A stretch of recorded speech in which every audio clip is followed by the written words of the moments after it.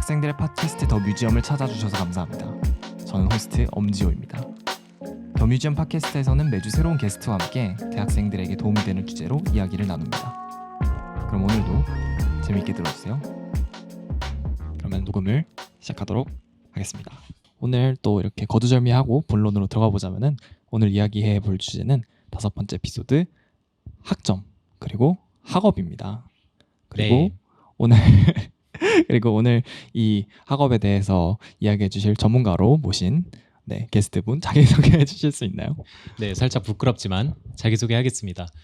저는 이번에 연세대학교를 졸업하는 수학과 조나단입니다. 네, 반갑습니다. 네, 반갑습니다. 사실 네네. 사람들이 좀 궁금해했을 것 같아요. 이 어떤 학업에 대해서 주제를 잡았는데 네네네. 제 주변에도 그렇고 엄지호 씨 주변에도 그럴 테고 저보다 훨씬 더 공부 잘하는 사람들이 많을 것 같아요. 근데 왜 굳이 저를 불렀냐? 그래서 엄지호 씨를 잠깐 제가 변호하겠습니다. 감사합니다. 왜 저를 불렀냐? 보통 사실 학점을 기준으로 공부를 잘한다 못한다를 삼는 건 좀 안 좋은 것 같아요. 그렇죠. 수업마다 A를 받는 게 얼마나 힘든지 다 난이도가 다르고 학교마다 다르고 교수님마다 다르고 심지어 같은 교수님이라고 해도 누구랑 듣느냐도 영향을 미칠 수가 있기 때문에 학점은 별로 좋은 기준이 아닌 것 같아요. 그렇죠. 근데 그럼에도 불구하고 많이 쓰이는데 제가 학점이 그렇게 높은 편은 아니에요. 이제 제 친구들 중에 4.27, 4.28 받으면서 총 평균이 아이고 받고 졸업하면서 네네. 뭐 경제학과 1등 졸업 400 몇 명 중에 이런 사람들도 있고 한데 저는 그 정도 수준은 아닙니다. 근데 제가 제 생각에는 제가 나온 이유가 4를 넘고 졸업한 사람 중에 제가 가장 낮은 바닥을 친 것 같아요. 그래서 제일 많은 발전을 이뤄냈다. 네, 맞습니다. 네. 그래서 공부가 제일 쉬웠어요. 이런 사람 절대 아니고 공부 때문에 굉장히 힘들어한 적도 많고 그럼에도 불구하고 그걸 어떻게 극복했는지 이런 거를 가장 얘기를 잘해줄 수 있는 사람이 아닐까라고 스스로를 생각하고 있습니다. 그렇죠. 여러분도 할 수 있다. 네, 맞습니다. 그렇죠. 원래 약간 박지성, 손흥민 이런 좀 전설적인 선수들이 감독하면 안 되는 이유가 예전 에피소드에서 설명드린 적 있듯이 아니 이걸 왜 못해? 이러면서 그쵸. 약간 우리 같은 평범한 사람들의 입장을 좀 대변하지 못할 수도 있거든요. 근데 오히려 이제 뭐 과외 같은 거 할 때도 어머님들이 선호하는 류가 진짜 완전 그냥 탑만 찍었던 그런 우등생 말고 성적을 엄청 많이 향상시킨 경험이 있는 분들, 그런 분들 선호를 하시더라고요. 네, 맞아요. 근데 갑자기 드는 생각이 있는데 네네. 제가 바닥이라고 얘기했는데 네네. 이제 누군가의 바닥은 또 다른 누군가의 천장일 수도 있고 그쵸. 아니면은 누군가의 평균일 수도 있잖아요. 그래서 그쵸. 어떻게 저런 성적을 바닥이라고 하지? 하면서 좀 상처받는 사람들이 있을 수도 있을 것 같아요. 네. 그 기준은 뭐 사람들마다 다른 거니까. 맞아요. 네, 그거는 일단 모두 염두에 두고 네. 청취해 주시면 감사하겠습니다. 그리고 사실 상처를 줄 수도 있는데 그럼에도 불구하고 제가 얘기를 하는 거는 요즘 사회는 사람들이 좀 너무 조심하는 경향이 있는 것 같아요. 상처를 안 주려고. 근데 그러다 보면은 좀 생산적인 대화가 없어질 수도 있거든요. 그쵸. 네. 그러니까 일단 저는 밝히고 시작하겠습니다. 제 바닥은 2.72였어요. 2.72. 네. 1학년 1학기 때 성적이었습니다. 제가 성적을 좀 판단하는 기준이 있는데 이제 사람마다 다르잖아요. 네. 근데 이제 뭐 잘했다 못했다라고 나누는 기준보다 좀 더 명확한 기준은 이제 어떤 것에 지원할 수 있는 자격이 되느냐, 맞죠. 무슨 장학금을 받을 수 있는 조건이 되느냐가 네. 기준이 있는데 저한테 가장 좀 영향이 컸던 기준은 송도 RA라는 그 제도가 있잖아요. 네. 연세대학교에는 그 RA를 지원을 하려면은 이 친구가 학업과 같이 이 RA 바쁜 일들을 소화할 수 있나, 병행할 수 있냐를 봐야 되기 때문에 좀 최소 학점 기준이 있어요. 3.0이거든요. 맞아요. 이제 그것도 안 되는 성적이었다고 생각을 하시면은 조금 기준을 잡으실 수 있을 것 같아요. 이제 잠깐 다른 얘기이긴 한데 저는 네네. 2.7이었지만 네네. 영어 웨이브를 받아가지고 4학점 A뿔을 갖고 시작했어요. 그래서 RA 지원할 때쯤에 저는 3.0 몇으로 지원은 할 수 있었습니다. 그리고 실제로 지원했고. 알겠습니다. 그러면은 이제 학업에 대한 이제 전체적인 평소에 하던 것처럼 이제 전체적인 질문들을 대답을 해보고 그다음에 또 이제 세부적으로 저희가 또 이야기가 나오는 그런 질문들을 대답을 해볼 텐데 가장 첫 번째로는 학업이 어느 정도로 중요한지 그리고 왜 중요한지를 좀 여쭤보고 싶어요. 아, 네. 대학 생활에 있어서. 네. 일단 어느 정도로 중요한지 뭐 흔히들 대학 생활 땐 뭐가 제일 중요하다. 우선순위를 매기고 이런 일들을 많이 하잖아요. 특히 새내기 때. 어떤 선배들은 이제 새내기들을 만나면 새내기 땐 놀아야 된다. 이런 얘기를 많이 하고. 근데 저는 이 부분에 있어서는 절대 동의할 수 없고요. 실제로 제가 새내기들 만날 때는 무조건 공부를 최우선으로 해야 된다라고 네. 얘기를 하고 다닙니다. 그 이유 중에 하나는 새내기들이 보통 선배들을 만나면 그 새내기들을 만나주는 선배들은 보통 많이 노는 선배들이에요. 공부를 안 하는 선배들. 그래서 새내기들이 내가 만난 모든 선배는 지금까지 놀라고 했는데 그럼 모든 선배가 다 노는 거 아닌가? 라고 착각을 할 수가 있어요. 셀렉션 바이어스가 있는 거죠. 아, 되게 좋은 포인트네요. 저 한 번도 이렇게 생각해 본 적이 없어요. 네, 근데 실제로 공부하는 선배들은 새내기들 안 만나고 있어요. 다 자기 갈 길 열심히 가고 있죠. 약간 그런 거네요. 야구장에 가서 제일 좋아하는 스포츠가 뭐예요? 이렇게 물어봤는데 한 90%가 야구라고 대답을 정확히 하면은 그거죠. 사람들이 야구를 좋아하는구나 맞아요. 라고 생각하는데 이게 편견이 있는 거네요. 네, OT 세터에 가는 학생들을 한번 생각해 보세요. 새내기가 아닌데도 가는 선배들 생각해 보면 노는 거 좋아하는 사람들이에요. 굉장히 일리 있는 말. 그렇게 생각해 보니까 제가 새내기 때 굉장히 가물가물하지만 그때 만났던 선배들 다 똑같은 얘기 했는데 저도 그랬어요. 아 정말 제 선배들도 다 저한테 놀라라고 얘기했고. 네. 근데 그거를 조금 없애주려고 저는 최대한 공부를 많이 하라라고 얘기하고 다녔습니다. 왜 중요한지. 네, 왜 중요한지. 근데 일단 우선순위에 대해서 조금 더 얘기를 하자면 네네네. 제 나름대로의 우선순위가 있었습니다. 이건 저만의 우선순위고 뭐 모두가 이걸 지킬 필요는 없어요. 근데 저는 예전에 교수님 중에 한 명이 이렇게 말씀하셨어요. 가장 중요한 건 대학 생활에 있어서 가장 중요한 건 학점이다. 두 번째로 중요한 거 학점. 세 번째 학점. 네 번째 건강. 저는 살짝 동의합니다. 그래서 여기서 좀 몇 개를 더 덧붙이자면 네네. 건강 다음에 뭐 인간관계, 그렇죠. 그 다음에 신앙이라고 생각을 했었는데 그 이유는 이제 회복 가능한 순서입니다. 이거는. 아하. 학점은 한번 망가뜨리면 절대 회복할 수가 없어요.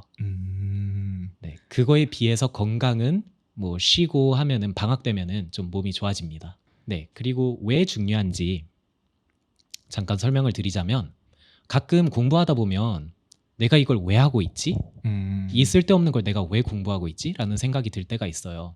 근데 이런 생각을 본인만 한 게 아니고 모두가 이런 생각을 했습니다. 심지어 노벨 경제학상을 받은 마이클 스펜스 교수님도 그런 생각을 했고 그거에 대해 논문을 하나 쓰고 그걸로 노벨상을 받았어요. 네, 학업이 왜 쓸모 없는 것처럼 느껴지지만 그럼에도 불구하고 사회에 좋은 도구인지. 되게 아이러니하네요. 네, 엄청 아이러니하죠. 학업이 왜 껍데기뿐이라고 생각할지언정 그 의미가 있는지를 학업적으로 증명을 해서 그 학업계 끝판왕인 상을 받은 거니까 되게 상황이 되게 뭐랄까 절묘하네요. 맞아요. 저도 되게 재밌었어요. 이거 처음 들었을 때. 그 교수님의 논리는 뭐냐면 네네. 교육이 일종의 시그널링 역할을 해준다는 거예요. 이제 시그널링은 경제학에 있는 전문 용어인데 조금 더 덧붙이자면 비싼 가격을 지불해가지고 내가 이 정도 수준의 사람이다 라고 얘기해주는 게 시그널링입니다. 이렇게 얘기해봤자 별로 안 와닿을 것 같아서 예제를 한번 생각해보면 예전에 중국의 왕 중에 말을 굉장히 좋아하는 왕이 있었어요. 그 왕이 좋은 말을 구매하려고 했는데 네네. 이제 사람들은 아직 모르잖아요. 이 왕한테 팔면은 내가 많은 돈을 받을지 안 받을지. 그래서 굳이 거기까지 걸어가야 되나 약간 이런 생각이 들기도 하고. 그래서 그 왕이 뭘 했냐면 말의 뼈를 엄청나게 비싼 가격을 주고 샀어요. 어떻게 보면 되게 엉뚱한 짓이잖아요. 그렇죠. 근데 이제 그 소문이 퍼지고 와, 이 왕은 왕의 뼈를 비싼 가격에 샀으면 그러면은 내 말도 굉장히 높은 가격을 주고 사지 않을까? 라는 생각이 들면서 좋은 말을 갖고 있는 사람들이 이제 그 왕을 찾아가서 팔았다고 합니다. 좀 그 사람들한테 확신을 준 거네요. 맞아요. 그 말의 뼈 자체의 가치보다는 이제 말의 뼈를 그런 신호를 보내는 시그널링을 하는 용도로 사용을 한 거네요. 맞아요. 나 말의 뼈도 비싼 가격을 주고 음. 살 사람이야. 음. 좋은 말 갖고 오세요. 환영합니다. 그러면 학점이 큰 의미가 없다고 생각하는 사람들한테 학점은 말의 뼈와 같은 역할을 한다랑 비슷한 건가요? 네, 만약에 우리가 공부하는 내용이 아무런 쓸모가 없다 하더라도 A를 받기 얼마나 힘든지 사람들이 대충은 알고 있어요. 근데 이 쓸모없는 짓을 했다? 진짜 높은 가격을 지불해가지고 뭐 밤을 새워가면서 열심히 공부를 했다. 그러면서 나는 A를 받았다라는 걸 이제 성적표에 보여주면 그러면은 이제 기업 아니면 대학원, 로스쿨 이런 데서는 아, 이 학생은 정말 열심히 할 의지가 있구나. 아니면 의지가 없다 하더라도 똑똑하구나. A를 받았다면 이런 생각을 하게 되는 거예요. 이런 신호를 받는 거죠. 그래서 나 조금 이따가 더 얘기하겠지만 어려운 과목에서 A를 받는 게 중요한 이유가 그 어려운 과목에서 나는 잘할 수 있다. 그리고 나는 어려운 과목을 듣는 게 무섭지가 않다. 신호를 보내는 거죠. 이런 어렵고 의미 없고 진짜 번거로운 일들도 나는 상위 몇 퍼센트를 기록할 만큼 능력 있는 사람이다. 맞아요. 그래서 만약에 너희들이 내가 좋아하는 일을 시켜준다면 난 이것보다 몇 배의 퍼포먼스를 보여줄 수 있다. 네, 정확합니다. 근데 방금 말씀하셨듯이 이 모든 가정은 학업이 쓸모 없음에도 불구하고 사회에 좋은 역할을 한다. 이런 내용이거든요. 근데 제 생각에는 네네. 학업이 생각보다 쓸모가 많습니다. 물론 제가 다 기억나는 게 아니지만 지금까지 배운 내용이 다 기억나는 게 아니지만 네네. 지금까지 배우면서 수학 수업을 하나 들을 때마다 저는 한 학기가 끝나고 머리가 좋아지는 걸 느껴졌고 네. 그게 느껴졌고 그리고 경제학 수업을 하나 들을 때마다 사회에 대한 이해가 더 높아졌다 생각하고 통계학 수업 하나 들을 때마다 숨겨져 있는 사실에 대한 예측을 어떻게 하면 더 잘할 수 있을까? 이런 아이디어들을 배울 수 있었습니다. 원래 대학의 본질은 학업이잖아요. 네, 근데 저는 대학 와서 저는 배움의 즐거움을 느끼는 것 같아요. 정말 하나하나 배울 때마다 세상을 보는 시야가 넓어지는 게 느껴지고 네, 지금 와서 돌아보면은 진짜 별거 없었다, 정말 별로였다라고 생각하는 수업들조차 있어도 배움이 있었던 것 같아요. 맞아요. 그리고 많은 학생들이 오해하시는 게 배움은 본질적으로 즐거운 거라고 생각해요. 학업이 즐겁지 않은 이유는 배우지 못해서 스트레스를 받는 거예요. 네, 지금까지 생각해보면 배워서 힘들었던 적은 없고 배우고 싶은데 내가 원하는 만큼 못 배워서 이해가 안 돼서 스트레스를 받았던 것 같아요. 그거죠. 저는 그걸 좀 오해를 했던 것 같아요. 근데 우리가 이 얘기를 할 수 있는 거는 방학이라서 그런 걸 수도 있어요. 지금 보통 방학 되면은 그쵸. 기말 때 느꼈던 스트레스가 조금 미화되고 약간 그런 게 조금 있거든요. 맞아요. 이거는 제가 학기 시작하면 한 번 더 들어보고 제가 한 번 더 코멘트를 드리도록 하겠습니다. 제가 지금 좀 미화가 들어간 게 분명히 있고 또 나나 씨는 지금 최근에 졸업을 하셨기 때문에 맞아요. 저걸 하셨고 돌아보면 나쁘지 않았지. 맞아요. 맞아요. 이런 것이 나나 씨랑 그 시험 기간에 얘기했었거든요. 카톡 몇 번 했었는데 그때랑 분위기가 사뭇 달랐죠 지금이랑. 근데 그 네. 과목 저주하고. 시험 기간에는 제 여자친구도 저를 잘 연락 안 합니다. 네. 아 예민해서 그런 건가요? 네, 제가 예민하다고 하더라고요. 그렇죠. 이렇게 학업에 중점을 많이 두시는 분이라면은 그렇게 좀 예민해질 수밖에 없을 것 같아요. 아무튼 알겠습니다. 그러면은 학업이 왜 중요한지 그런 얘기를 나눠봤고요.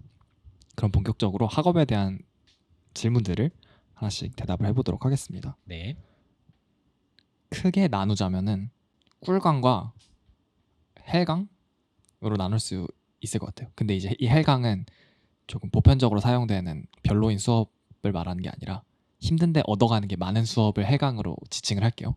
네, 그리고 꿀강은 모든 수업이 그런 건 아니지만 쉬운데 쉽게 가는데 이제 딱히 그렇게 배우는 게 없다고 생각되는 그런 수업. 네. 이렇게 두 개를 꿀강, 헬강이라고 지칭을 할게요. 알겠습니다. 어떤 거를 더 선호하는 편이고 어떤 거를 추천하는지 네, 아니면 이거는 비율이라던가. 알겠습니다. 저는 이 질문은 조금 대답하기 쉬운 것 같아요. 아 정말요? 네, 무조건 꿀강입니다.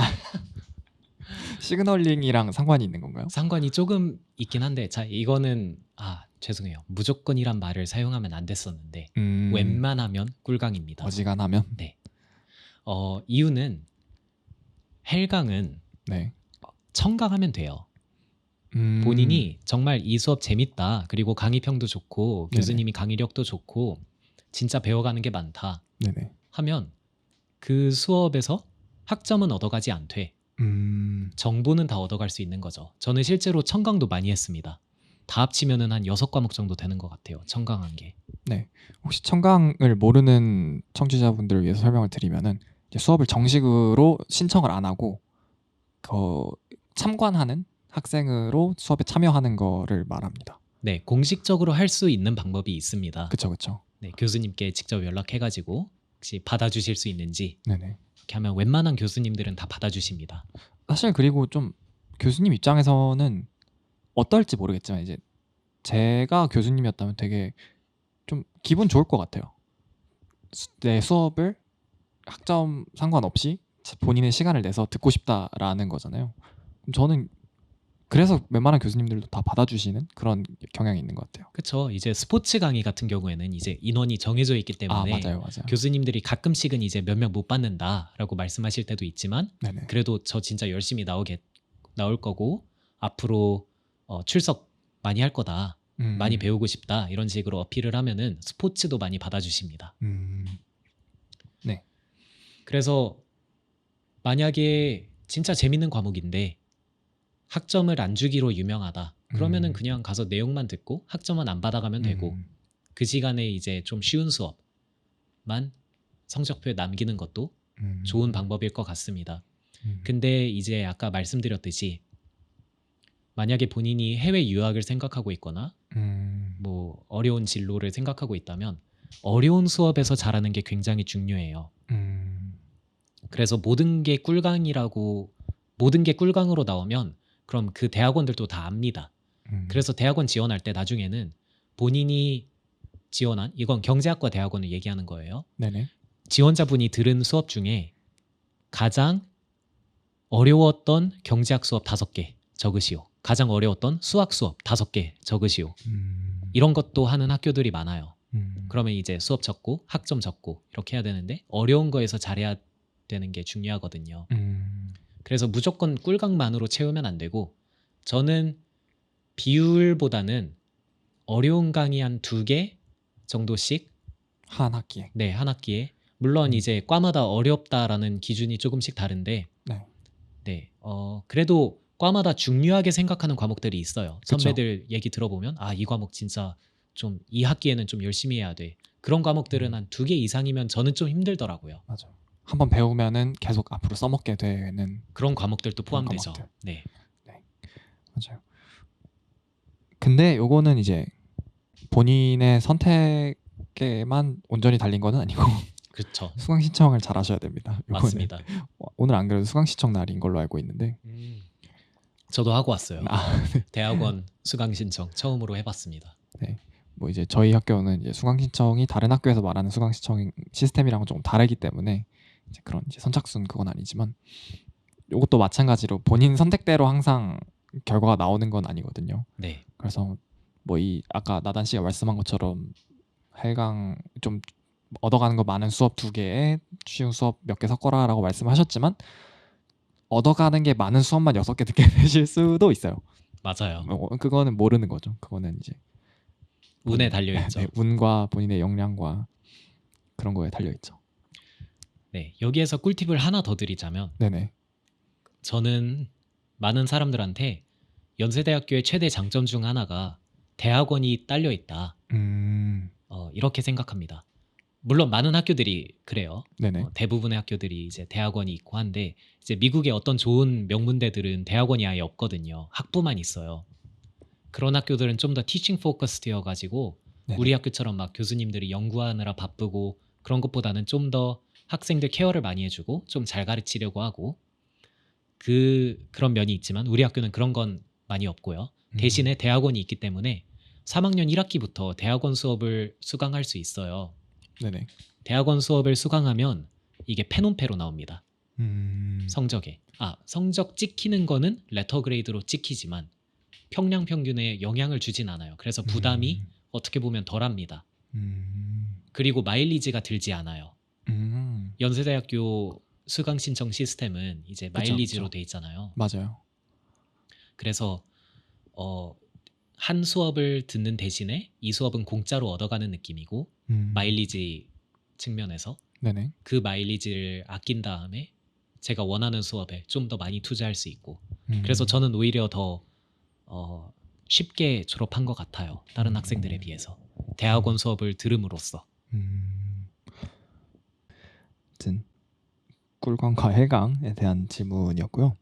그러면은 오늘 수강 신청이니까 혹시 이제 사실 한 학기의 시작과 끝은 거의 수강 신청이 절반은 영향을 미친다고 해도 과언이 아니잖아요. 맞아요. 전반적으로 봤을 때 수강 신청에 대한 팁이 있을까요? 수강 신청을 하기 전에 본인이 어떤 과목을 들어야 되는지 정확히 알아내는 게 더 중요한 것 같습니다. 그거를 가장 잘할 수 있는 방법 중에 하나는 제 생각에는 수강 변경 기간을 미리 사용해 보는 거예요.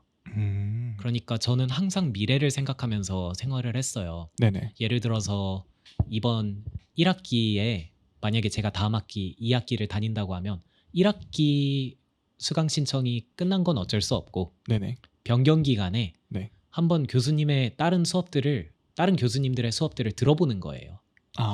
그냥 네. 안 들을 거여도 그냥 한번 네, 그렇게 한번- 기회를 사용해 네, 본다는 거죠. 맞아요. 그래서 한번 이 수업 들어보면 이건 진짜 아니다 하면서 나가는 사람들이 되게 많아요. 클릭을 투자했든 네네. 마일리지를 투자했든 열심히 투자했는데 들어가 보니까 너무 아닌 거예요. 그쵸. 이런 상황은 우리는 무조건 피해야 됩니다. 그쵸. 그래서 수업을 한 번이라도 저는 들어보는 게 되게 중요하다고 생각하고 그렇기 음. 때문에 저는 첫 주에는 수업만 듣는 경우도 있어요. 아예 청강도 쓰고 수변도 쓰고 이런 식으로 해서 그렇죠. 청강을 하는 게 아니더라도 네네. 첫 주 수업만큼은 저는 최대한 가보려고 합니다.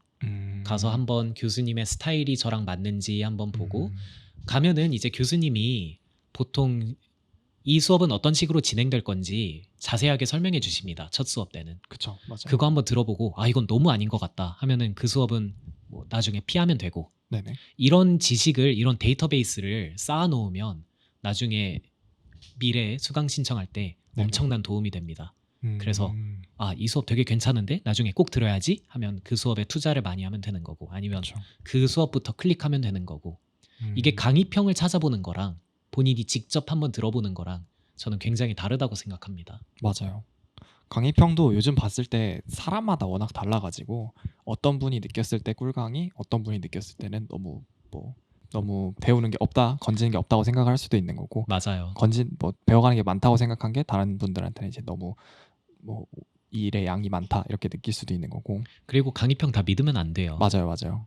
그 일부러 이 강의 되게 좋은데 저 본인이 수강하려고 네네. 강의평을 좀 안 좋게 남기는 사람들이 있더라고요. 그런가요? 네. 그런 사람들이 아는 사람 얘기인 거죠. 아는 사람 얘기입니다. 네, 여기까지 할게요. 저도 아는 사람이고. 나나 씨가 진짜 좋은 포인트를 집어주신 것 같은데 수강 신청은 진짜 정보 싸움이잖아요. 맞아요. 제 생각에 한 학기의 학점의 한 60%는 수강 신청 날에 갈리는 것 같아요. 진짜 동의해요. 근데. 교수님마다 너무 다르거든요. 이 학점 주는 기준도 다르고 맞아요. 누구는 엄청 열심히 했는데 막 C가 나오는 경우도 맞아요. 있고 누구는 거의 아무것도 안 했는데 A가 나올 때도 있고 네. 거의 아무것도 안 했는데 A 나오는 게 왜 이렇게 중요하냐면 저희는 어려운 수업을 피해갈 수는 없습니다. 그렇죠. 어려운 수업을 무조건 듣고 졸업을 해야 되는데 이제 모든 수업에 시간을 많이 투자하면은 그건 불가능한 거예요. 맞아요. 제 생각에는 진짜 천재가 아닌 이상 어느 수업은 적게 투자하고 어느 수업은 많이 투자해야 되는데 적게 투자해도 A가 나오는 수업이 무조건 있어야 돼요. 시간표에. 맞아요. 그게 없으면 정말 힘들고요. 그리고 또 하나 꿀강, 헬강 질문할 때 이 얘기를 했었어야 하는데 네네네.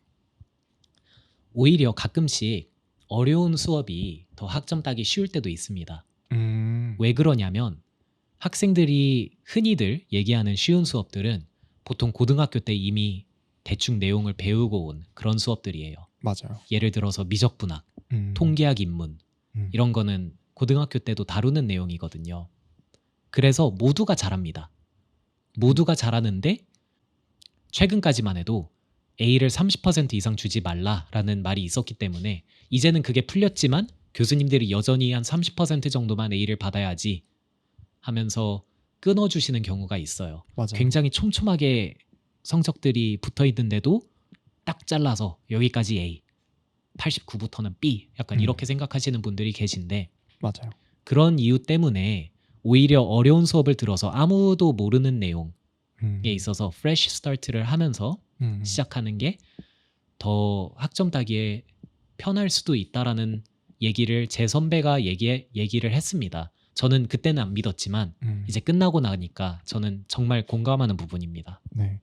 또 어려운 수업은 변별력이 조금 더 있는 것 같아요. 네, 쉬운 수업은 아까 나단 씨가 말씀하셨던 것처럼 너무 다 본인한테만 쉬운 게 아니잖아요. 그렇죠. 다들 쉬운 걸 찾아서 온 거기 때문에 오히려 그 안에서 다들 잘하니까 거기서 이제 교수님이 판별을 하셔야 되는 거잖아요. 맞아요. 그러면 그 기준이 되게 애매해질 때가 있어요. 네, 그러면 좀 본인 성적을 납득하기가 어려워질 수도 있고, 근데 수업이 엄청 어려우면은 학생들이 이렇게 성적이 다닥다닥 붙어 있는 경우가 많이 없고 진짜 한 만큼 이게 보여요. 왜냐면 너무 어려우니까 노력을 한 만큼 그 차이가 나서 무조건 학점이 잘 나온다는 아니지만 그래도 조금 본인이 하는 만큼 억울한 상황은 좀 덜 발생할 수 있는 것 같기도 하고, 어려우면 그리고 교수님들도 본인이 그 수업이 어려운 걸 아셔서 조금 더 참작해 주시는 그런 게 있는 것 같아요. 열심히 한 거 아니까. 아무튼 수강 신청 얘기로 다시 돌아와서, 저는 수강 신청 지금까지 제가 이제 3학년 1학기까지 했으니까 하나 둘 셋 넷 5번 수강 신청 아니죠 4번 5번 한 거고 오늘 6번째를 해야 되는데 네, 저는 한 번도 진짜 대차게 망한 적은 없거든요. 저는 수강 신청 좀 잘하는 것 같아요. 네, 수업 하나 정도 놓친 적은 있는데 네, 대부분 제 큰 틀에서 벗어나지 않았던 것 같아요. 그래서 제가 조금 드리고 싶은 팁은 항상 어찌 보면 당연할 수도 있는데 플랜 B를 항상 두는 게 진짜 중요한 것 같아요. 플랜 B, 이 수업은 무조건 들어야 돼라고 생각을 하지 마시고 그게 그 수업을 갖지 못했을 때 플랜 B를 마련해 두셔야지, 그렇지 않으면은 B 필요 없지라고 하셨다가 플랜 C, D, E, F까지 가는 경우도 있어요. 학점을 말씀드리는 건 아닙니다. 그렇죠. 네, 그 플랜 B를 했을 때보다 훨씬 더 별로인 수업들을 듣게 될 수도 있어요. 네, 울며 겨자 먹기로. 실제로 학점이 그렇게 나올 수도 있고요. 학점이 그렇게 나올 수도 있고요. 네, 수강 신청 진짜 잘해야 되고 또 교수님들도 그 가끔씩 수강 신청을 못 했는데 4학년이다 하면은 네. 아 그럼 그냥 들어라라고 해주시는 분들도 있으니까 네네. 그런 걸 잘 생각하시고 그러면은 이거는 수강 신청을 안 해도 교수님의 자비로 들어갈 수도 있겠구나 예상도 한번 해보시고 특히 이번에는 코로나 학기잖아요. 그렇죠. 이번에 정원을 엄청 늘렸다는 얘기가 있어요. 네네네. 그걸 활용해서 저는 최대한 이번에 지금까지 못 들었던 수업들, 특히 탁과 수업 그쵸. 아니면 네, 탁과에 좋은 수업들 많거든요. 맞아요. 그런 거 골라 들으면서 이번 학기에 최대한 많은 학점을 듣는 게 저는 좋을 것 같다라는 생각이 듭니다. 네. 사실 제가 이번 학기를 복학할 생각이 없었는데 복학하게 만든 주범이 나단 씨거든요. 네, 저는 감사하다고 생각을 하고 있는데 다행이네요. 네네. 정말 잘한 선택이었던 것 같아요. 저는 결과도 좋았고, 결과가 좋으면 미화되는 그런 게 있잖아요. 그러면은 저희 녹화 시간이 또 45분을 지나가고 있는데, 그러면은 저희 또 이제 쉬는 시간을 잠깐 가지고 또 남아있는 질문들 돌아와서 대답하도록 하겠습니다. 저희 쉬고 오겠습니다.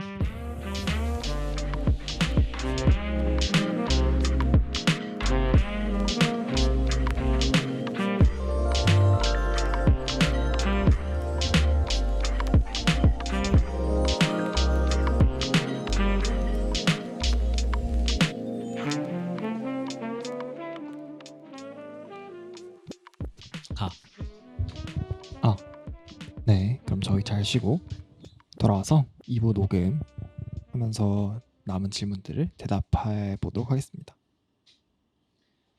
네, 결국 나단 씨를 여기 모신 제 결정적인 이유가 결국은 처음부터 학점이 좋았던 게 아니라 죽은 학점을 되살렸다는 것에 의미가 있는 거잖아요. 그러면은 시청자 여러분들이 가장 궁금해할 질문인 것 같아서 죽은 학점을 되살리는 법. 네, 죽은 학점 되살리는 방법은 일단 멘탈 관리를 굉장히 잘 해야 됩니다. 처음에 이 심리적인 벽이 있어요.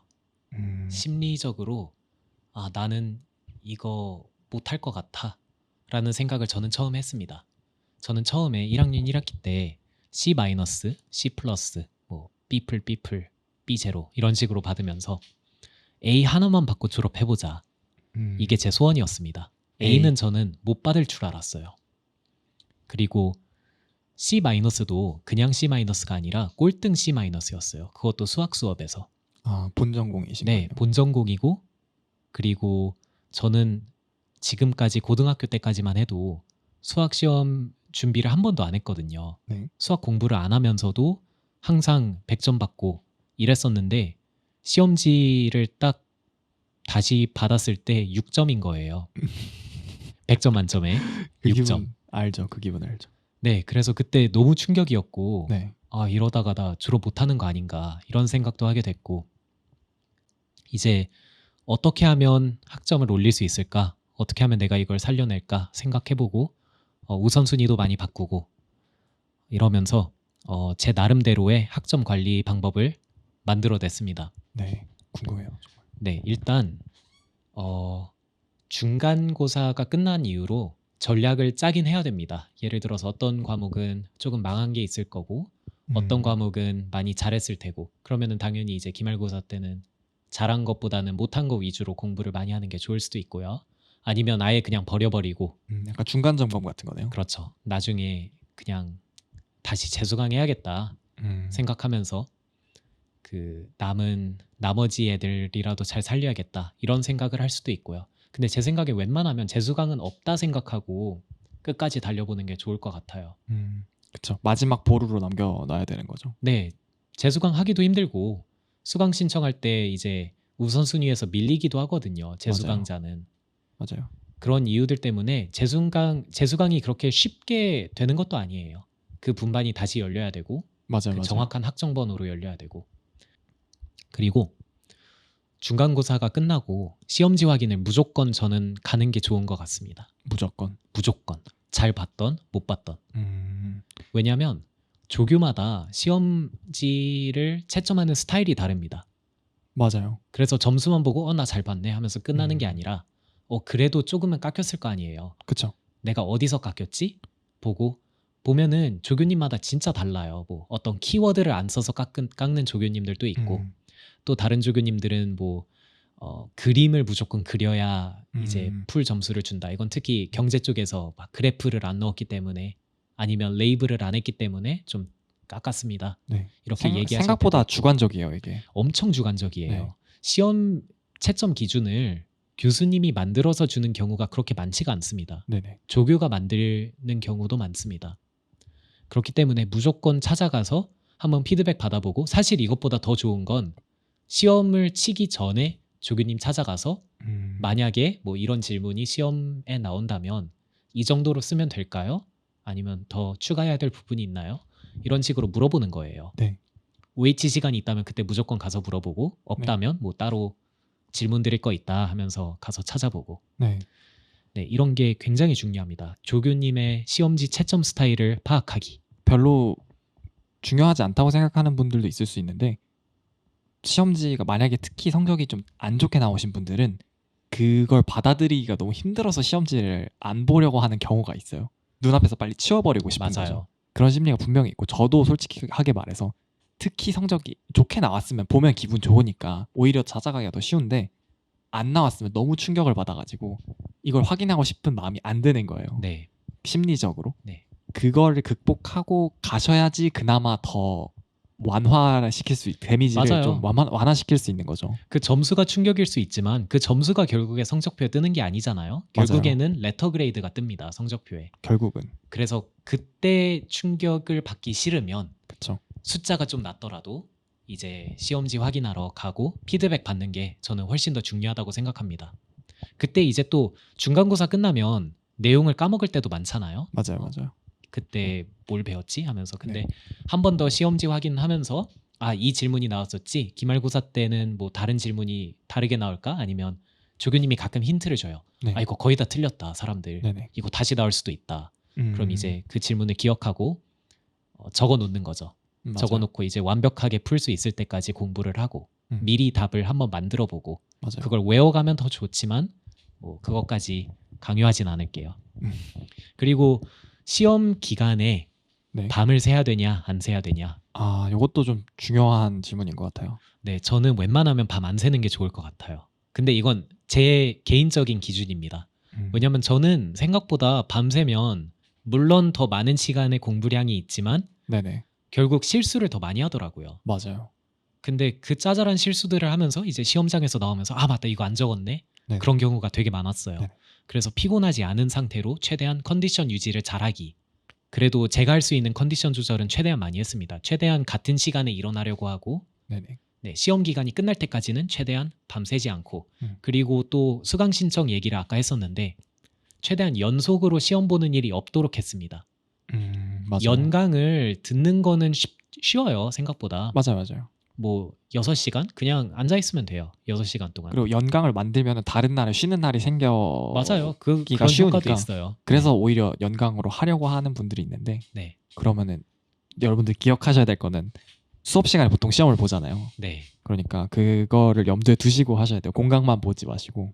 맞아요. 그래서 6시간 연속 수업 듣는 건 편한데 6시간 연속 시험 보는 건 진짜 힘들다. 네. 그리고 여기에서 다 A를 건져가기에는 좀 비현실적일 수도 있고요. 네네. 그 시험 날짜 때문에. 음, 그럼에도 불구하고 연강이 괜찮을 수 있는 경우는 이제 어떤 수업은 분반이 많아가지고 시험 시간이랑 수업 시간이랑 다른 경우가 있어요. 네네. 그거는 이제 보통 실러버스에 써 있거든요. 네네. 아니면 교수님한테 미리 이메일 보내서 혹시 시험 시간은 수업 시간 때 보나요? 만약에 본다면 이 1시간짜리 수업 때 보나요? 아니면 2시간짜리 수업 때 보나요? 이런 걸 여쭤볼 수도 있고. 그렇죠. 저는 잠을 정말 중요하게 생각하는 편인데 여기서 한번 프리치 한번 하고 들어갈게요. 잠이 어느 만큼 중요하냐면은 술 먹고 시험 보러 가는 건 미친 짓이라고 생각을 하는데 사람들이 밤새고 시험 보러 가는 거는 의외로 그렇게 놀라하지 않는 것 같아요. 근데 저는 그 위험성이 정말 비슷하다고 보거든요. 예를 들어서 운전의 비유를 하면은 사람들이 음주운전을 정말 위험하게 생각을 하는데 졸음운전은 사실 그렇게 위험하게 이게 그 경각심이 높지 않은 것 같은데 사실 졸음운전 비율이 저희가 생각하는 것보다 진짜 훨씬 높거든요. 네. 제가 최근에 읽었던 우리는 왜 잠을 자는가라는 책에서 나온 건데 저희 나라는 이제 서머타임이 없지만 서머타임이 있는 나라에서는 1년에 2번씩 하루는 1시간 더 잘 수 있는 날이 생기고 하루는 하루 덜 자는 날이 생기잖아요. 1시간 덜 자는 날이 오는 때는 그때 보험회사들이랑 그때 이제 차 사고 수습하는 그런 회사들이 비상이 걸린대요. 그 전날에 준비를 한대요. 1시간 덜 자는 사람들이 많아지는 날이니까 사고 비율이 눈에 띄게 유의미하게 늘어난다는 거예요. 그만큼 저희가 시험을 볼 때 밤을 새고 들어가면은 그만큼 인지 능력이랑 그런 머리가 안 돌아가는 게 느껴져요. 맞아요. 그러니까 저는 이제 나단 씨는 되게 가볍게 좀 안 새는 게 좋을 것 같아요라고 말하셨지만 저는 새지 말라고 말하고 싶어요. 좀 더 강하게. 새지 않는 거를 진짜 한 90% 확률로. 네. 언제 그럼 밤을 새야 될지 한번 생각해 볼까요? 뭐 익셉션을 밤을 새야 이때는 새도 괜찮다. 시험 기간 마지막 날이다. 마지막 시험이다. 이제 이 시험만 끝나면 나는 잘 수 있다. 그리고 그 과목이 좀 이제 머리 쓰는 과목이 아니라 단순 암기 시험이다. 맞아요. 단순 암기 시험은 맞는 것 같아요. 네. 그런 게 아니라면 밤을 진짜 안 새는 게 네, 진짜 기계적으로 그냥 몸이 반응하는 식으로 이거는 A라는 걸 봤을 때 B를 적어야 되는 그런 시험이면은 그리고 마지막 날이면 인정. 네. 근데 그런 경우가 아니라 조금이라도 좀 이제 창의력이나 이제 응용력을 써야 되는 시험이면은 밤을 새면은 그 기능이 현저히 떨어진다고 저는 생각을 하기 때문에 밤새는 거 정말 추천드리지 않습니다. 제 생각에 사람들이 밤새는 이유는 두 가지인데 네네. 첫 번째는 이제 자신이 없어서 그렇죠. 불안하니까. 그렇죠. 두 번째도 비슷한데 뭔가 해야 될 것 같아서 맞아요. 지금까지 안 해놨기 때문에 그거라도 해야 이제 난 할 수 있는 거 다 했어 라고 자기 위로를 할 수 있기 때문에 맞아요. 난 밤까지 새면서 이 시험 봤어. 그쵸. 여기서 성적 안 나오면 내 잘못 아니야. 그쵸. 약간 이렇게. 죄책감이 안 들잖아요. 네. 나는 밤 샜는데 안 나왔네. 나 최선을 다했는데 어쩔 수 없지. 이렇게 하고 그렇죠. 넘어갈 수 있는 거죠. 그렇죠. 근데 밤을 셀 수 있는데 안 새고 시험을 봤는데 망하면은 핑계가 없으니까 네. 그때 일찍 자지 말 걸 그랬어라는 생각이 들 수도 있고 자책할 수도 있으니까 네. 그런 핑계로 좀 밤을 새는 심리도 있는 것 같아요. 저도 분명히 그랬고요. 이것보다 더 중요한 건 그냥 이런 상황을 피하는 거예요. 그건 정말 맞는 말이죠. 피하는 방법은 이제 평상시에 꾸준히 공부를 해놓고 저는 심지어 진짜 학점에 목말랐을 때는 네네. 방학 때부터 시작했습니다. 와. 방학 때 미리 스터디 그룹을 만들고 어려운 내용을 미리 한번 보고 다시 교수님 말씀을 들으면 훨씬 더 받아들여지기가 쉽더라고요. 특히 조금 추상적인 수학 내용은 한번 보고 들어가야 훨씬 더 받아들여지기가 쉬운 것 같습니다. 그쵸. 그 러닝 커브라고 하잖아요. 그 맞아요. 고비들을 네. 훨씬 쉽게 남들보다 이렇게 장애물 없이 넘어갈 수 있는 거잖아요. 그럼 네. 마찰력 없이 그냥 이렇게 순식간에 남들보다 먼저 배울 수 있으니까 초점을 맞추기 쉬운 것 같아요. 수업을 들을 때 어느 포인트에 집중을 해야 되는지 수업을 들을 때 모두 이렇게 하라는 말씀은 아닙니다. 이 청취자분들 학점 올리고 싶으면 방학부터 공부하세요라고 말씀드리는 건 절대 아니고요. 그렇게까지도 할 수 있다 네. 정도로만 네. 받아들여 주시면 좋겠고 밤은 새지 마세요. 네. 그리고 족보 얘기를 제가 했는데 네네. 사실 족보가 어떻게 보면 비윤리적인 면도 있어요. 맞아요. 이 왈가왈부가 많죠. 네. 모두가 갖고 있는 게 아닐 수도 있잖아요. 형평성 문제도 좀 특히 이제 저는 복수 전공을 하고 부전공까지 했는데 네네. 혼자 강의를 들을 때 좀 힘들었던 상황이 많았던 것 같아요. 맞아요. 생각이 많이 드는 것 같아요. 네. 그래서 다른 학생들은 다 선배들한테 이거 족보 받았는데 나만 못 받았네? 약간 이런 생각하면은 공부하기가 좀 싫어지거든요. 맞아요. 좀 불공평한 싸움을 하는 것 같고 그래서 이걸 피하는 방법이 일단은 최대한 만약에 본인이 타 대학에서 편입을 했거나 복수 전공이거나 이렇게 좀 외부인이다 하면은 학회에 한번 들어가 보는 거예요. 저는 경제학과 학회에 들어가서 되게 많은 족보를 얻었거든요. 인맥을 그렇죠. 구할 수 있다. 네. 그런 방법도 있고 또 하나는 이제 교수님께 직접 말씀을 드리는 거예요. 혹시 족보를 올려주실 수 있는지 이전 기출 문제나 이런 전 문제들을 한번 보고 싶다. 교수님이 만약에 똑같이 내시는 게 아니라면 그리고 만약에 교수님이 좀 싫어하시는 것 같으면 아주 살짝 조심히 이제 다른 학생들은 갖고 있는 거를 들었다. 약간 이런 식으로 직접은 얘기하지 마시고 최대한 교수님이 불편하시지 않게 그쵸. 잘 말씀드리는 것도 중요한 것 같습니다. 그래서 최대한 적어도 본인이 불리한 싸움은 하지 않기. 그쵸. 네, 그것도 중요한 것 같고요. 또 수강 신청할 때 미리 생각해 놓으면 좋죠, 이걸. 미리 강의 평가에 족보 그대로 나온다. 근데 난 족보 이거 구할 방법이 없는데 하면은 당연히 안 듣는 게 좋을 거고. 우선순위가 내려가야겠죠. 그렇죠. 최대한 다른 수업을 찾아보는 게 좋을 것 같고. 네네. 그리고 또 이제 시험 스타일이 교수님마다 조금씩 달라요. 타임어택 같은 경우에는 이제 엄청나게 많은 정보를 정해진 시간 안에 써야 되죠. 근데 그거를 이제 보통 잘하려면 학생들이 답을 외워서 들어가는 경우가 많은 것 같아요. 그래서 그쵸. 아예 질문을 예상하고 답변까지 외워서 들어가는 거죠. 그래야 이제 탁 쓰고 나갈 수 있게. 네. 그리고 본인이 단순한 게 강한 편인지 아닌지를 알고 계시는 것도 되게 중요한 것 같아요. 본인이 암기를 잘 못하는데 이제 암기 싸움을 해야 되는 과목을 들어가는 건 좀 현명하지 못한 작전일 수도 있겠죠. 그럼요. 그러면 이런 방법들을 통해서 죽은 학점을 심폐소생술해서 살리셨는데 저는 이번 학기에 좀 학점 좋은 친구들이랑 어울려 놀았는데 주변 사람이 정말 중요하잖아요. 맞아요. 좀 많이 느꼈어요. 학점 좋은 친구들은 이런 대우를 받는구나라는 걸 처음 느꼈던 것 같아요. 이번 학기. 학교에 돌아오니까 학점이 높은 친구들이 교수님들이나 주변 사람들한테 받는 대우가 좀 되게 다른 것 같더라고요. 제가 느꼈을 땐. 나단 씨는 이제 장 본인이시니까 혹시 그런 거를 느낀 게 있는지 학점이 높아지고 달라진 것들이 있나요? 네, 엄청 많아요. 일단 제가 제 자신을 대하는 것도 달라졌고요. 저는 예전에는 살짝 넌 이것도 못해. 너는 빨리 전과해야 돼. 너는 여기랑 안 어울려. 약간 스스로한테 이런 말들을 되게 많이 했었는데 학점을 잘 받고 나니까 뭐야 할 수 있네?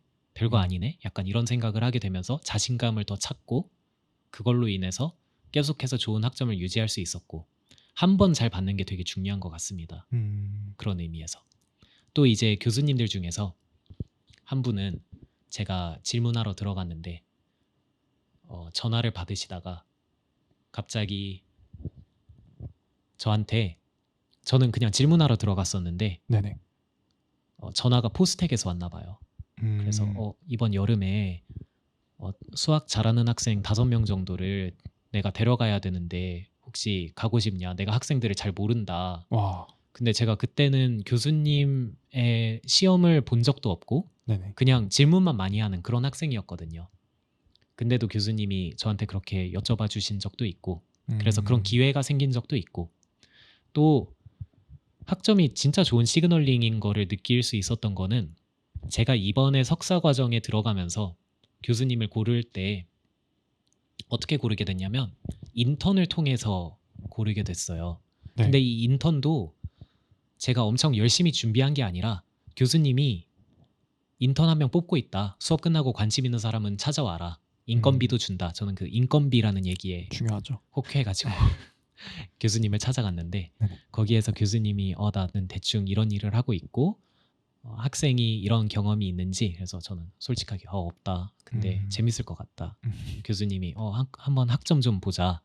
해서 교수님이 통계 과목 많이 들었네. 근데 거의 다 A뿔이네. 약간 이런 걸 보시면서 그러면은 너를 뽑아야겠다 하면서 그 자리에서 딱 저를 골라주시는 거예요. 학점으로 선택받은 거네요. 맞아요. 저보다 프로그래밍 잘하는 학생도 많았고 네. 그 교수님이 뭘 하시는 분이냐면 감염병을 컴퓨터로 모델링 하시는 분이에요. 요즘 시대에 되게 어울리는 분야죠. 그치. 근데 이게 팬데믹이 돼도 되기 전인 맞아요. 거잖아요. 되기 직전 학기에. 맞아요. 이게 좀 신기한 것 같아요. 네. 절묘하네요. 그래서 그 교수님이 원하는 학생은 이제 프로그래밍 잘하고 좀 의학 지식도 조금 있고 이런 학생을 원했는데 저는 둘 다 아니었거든요. 그렇죠. 근데도 학점 보고 저를 뽑으신 걸 보면 교수님들도 학점 받기 얼마나 힘든지 다 알고 계시고 실제로 학점을 받은 학생들한테 그만큼 대우를 해주시는 것 같아요. 네네.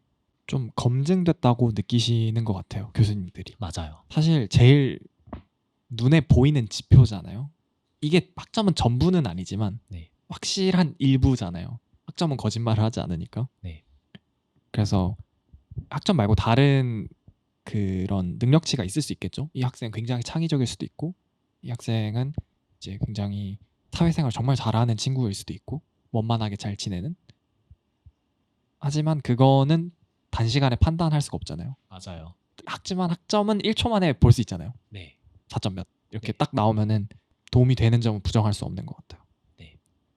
제가 느꼈던 것도 그거였거든요. 확실히 주변에서 그런 검증된 사람이라고 생각을 하고 제안이 되게 많이 들어오는 것 같아요. 학점이 좋은 친구들한테는 교수님들 특히 교수님들이 이런 자리가 있으면 소개해주고 또 이런 이벤트 같은 거 있으면은 너가 잘할 것 같은데 하면서 추천해 주시기도 하고 이런 대우들이 저는 몰랐는데 생각보다 되게 자주 있더라고요.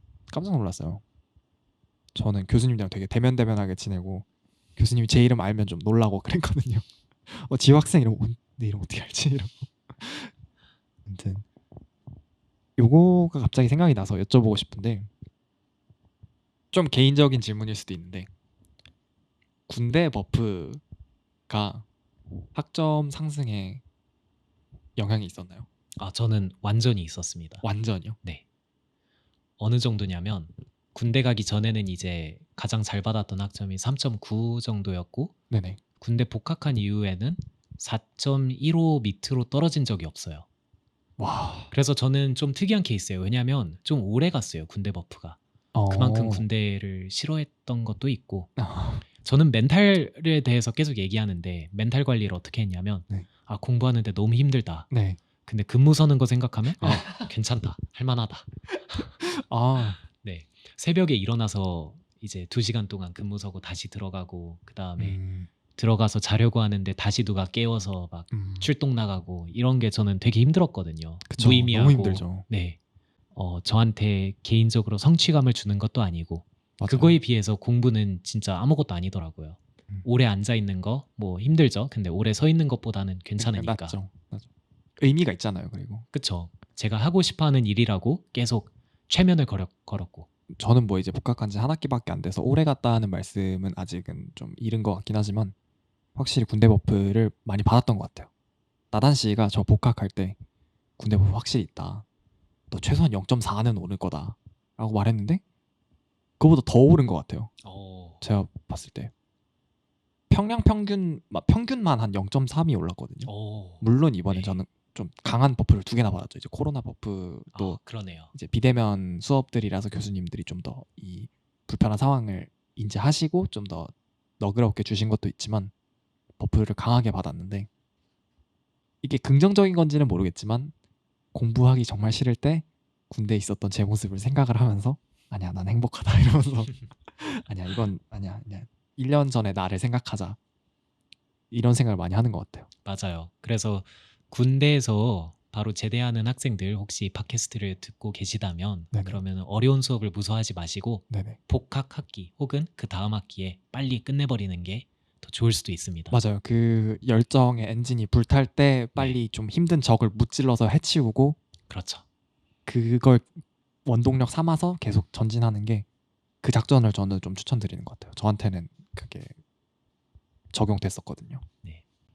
다음 질문은 그러면 이제 이 학점 관리법에 대해서 좀 넓게 브로드하게 이야기를 해봤는데 그럼 좀 더 디테일한 내용들을 공부법에 대해서 이야기를 하고 싶은데 본인만의 효율적인 공부법이 있을까요? 네, 공부법도 중요하지만 네. 이제 제가 아까 말씀드렸듯이 누구랑 그 수업을 듣고 있냐도 굉장히 중요합니다. 그래서 보통 이제 잘하는 사람들끼리는 서로가 누군지 알아요.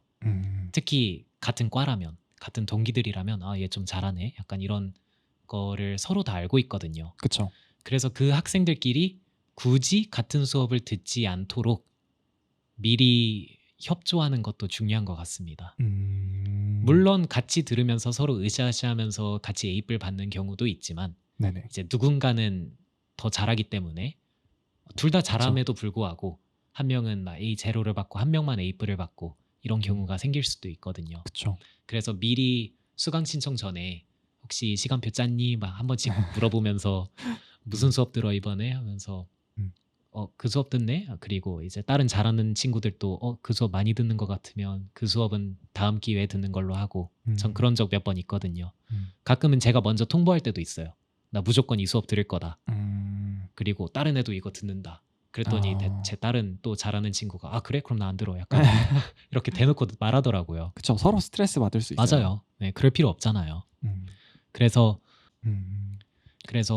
누구랑 듣느냐도 미리 계산하는 게 되게 중요할 것 같고 네네. 저만의 공부법은 저는 일단 최대한 마인드세트를 어떻게 갔냐면 A0를 이거는 근데 네.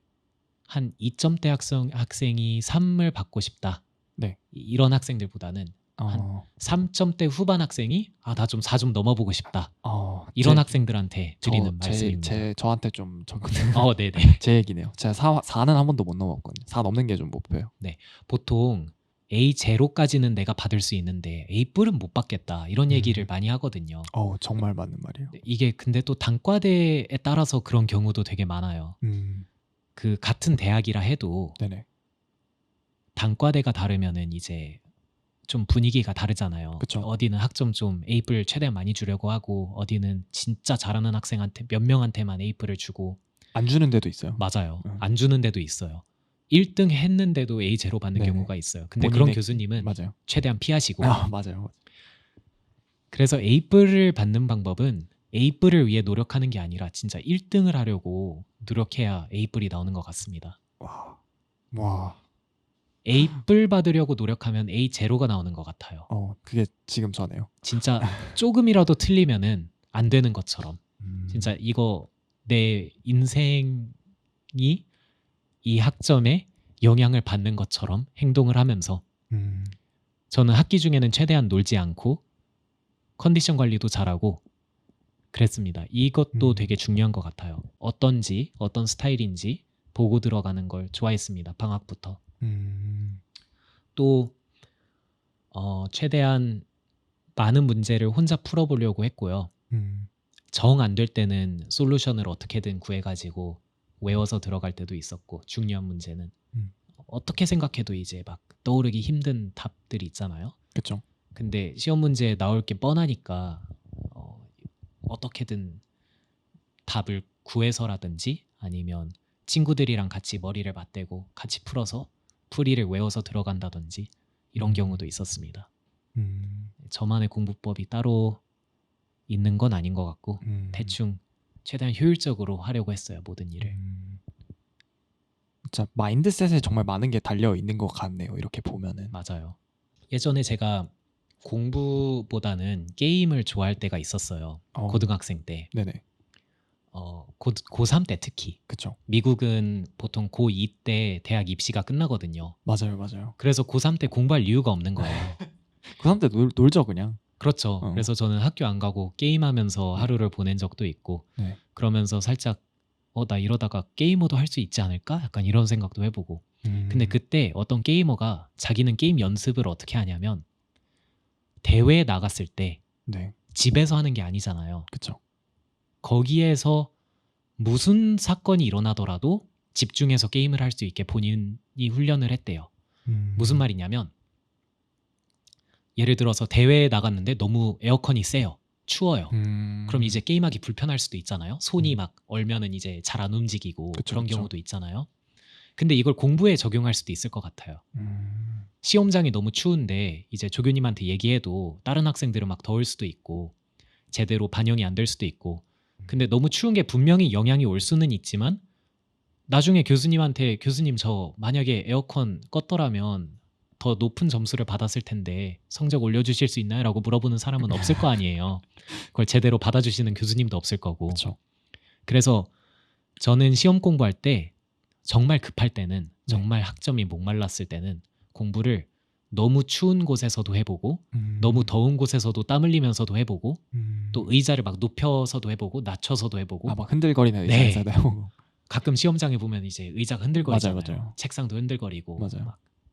네, 그런 것까지 생각하면서 일부러 창문을 열어놓고 소음이 있는 곳에서 공부한 적도 있고 그래서 한 곳에서만 공부하는 게 효율적일 수도 있지만 시험을 보는 멘탈 관리에 있어서는 저는 더 다양한 장소에 가보면서 어떤 환경에서도 집중할 수 있게 본인을 훈련시키는 게 중요한 것 같습니다. 제가 하나 덧붙이자면은 뭐 저는 제가 이런 말을 할 자격이 있는지는 잘 모르겠는데 저한테 분명히 도움이 됐던 공부법을 하나 소개시켜드리자면은 사람들이 자주 사용하는 공부법 중에 한 80%는 사실 큰 의미가 없대요.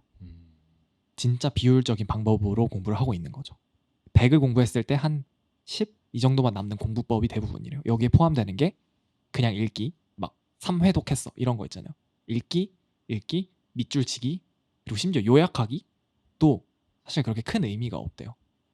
근데 사람들이 이걸 많이 하는 이유가 아까 말했던 것처럼 그 밤새는 얘기했을 때 사람들이 죄책감을 느끼지 않으려고 공부하는 척을 본인도 모르게 하고 있다는 거죠. 그거에 포함이 되는 행동들이래요. 그게. 왜냐하면 사실 읽는 거는 그게 굉장히 능동적인 게 아니잖아요. 좀 어찌 보면 눈동자만 굴리는 수동적인 행동이잖아요. 그렇죠. 요약하는 것도 그렇고. 그래서 사람들이 그런 쪽으로 좀 행동하게 된다고 하더라고요. 근데 그게 굉장히 비효율적이라는 거죠.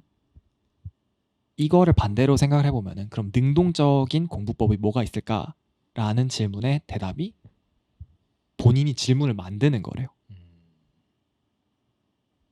본인이 공부한 내용을 가지고 이걸 그대로 요약을 하는 게 아니라 그 챕터를 요약한 질문을 만드는 거죠.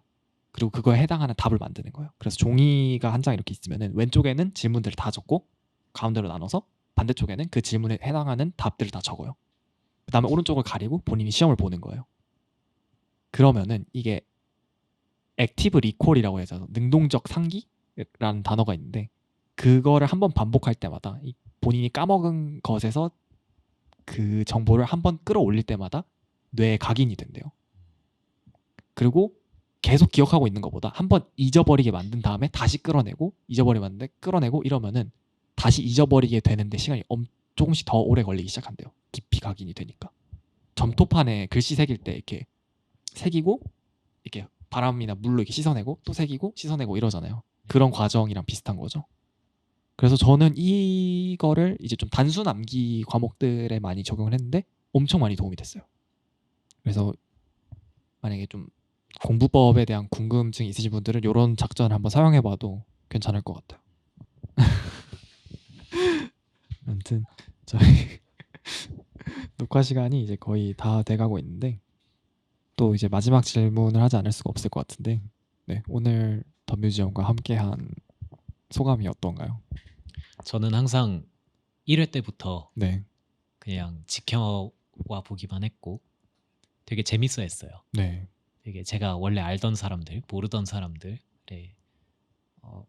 팁들 아니면 그 사람들이 보통 느끼는 것들, 중요하게 생각하는 것들에 대해서 자세하게 들을 수 있는 시간이 저는 정말 좋았습니다. 근데 제가 나와서 저보다 물론 잘 설명할 사람들이 많았겠지만 저를 불러주셔가지고 저는 되게 이거에 대해 감사하게 생각하고 한편으로는 또 살짝 부끄럽게도 생각하고 네. 근데 또 재밌네요. 이제 졸업한 입장에서 학점에 대해서 한번 생각해보고 정리는 하고 싶었는데 이제 전 후배들 만날 기회도 많이 없거든요. 이제 1학년들이랑 나이 차이도 많이 나고 근데 어떻게 보면 오늘 제가 더 뮤지엄에 오기 전에 준비를 하면서 내가 새내기 때 들었으면 했던 말들을 살짝 했던 거거든요. 좀 제 과거한테 좀 들려주고 싶은데 그럴 수 없기 때문에 최대한 남들한테라도 네, 물론 제가 오늘 말씀드린 게 답은 아니지만 여러분이 답을 찾아가기에 조금이라도 도움이 됐으면 하는 마음에서 열심히 얘기를 해봤습니다. 네, 맞아요, 여러분. 아까 초반에 말했다시피 이런 얘기를 해줄 수 있는 선배들은 대부분 새내기 주변에 없어요. 맞아요. 바쁘거든요. 공부하느라 바빠요. 여러분들이 만날 수 있는 선배들은 굉장히 소수고 여러분들이 만나볼 기회가 없었던 그런 선배들을 초대해서 이야기를 나누는 게 더 뮤지엄의 취지니까 오늘 더 뮤지엄 취지에 정말 걸맞는 게스트를 모셨던 것 같아서 너무 좋았고요. 알겠습니다. 오늘 그러면은 오늘 5번째 더 뮤지엄 시즌2의 5번째 에피소드 조나단 씨와 함께한 학점은 여기까지 녹음을 하도록 하겠고요. 지금까지 들어주신 청취자분들 그리고 시청해주신 시청자분들도 감사드립니다. 오늘 녹음 여기까지 하도록 하겠습니다. 감사합니다. 감사합니다.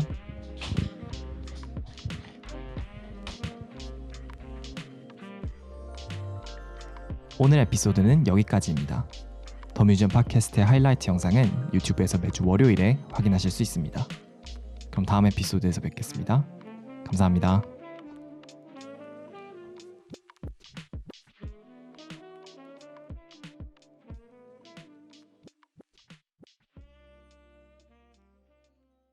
아, 그걸 까먹었네요. 나나 씨가 한번 언급이 된 적이 있네요.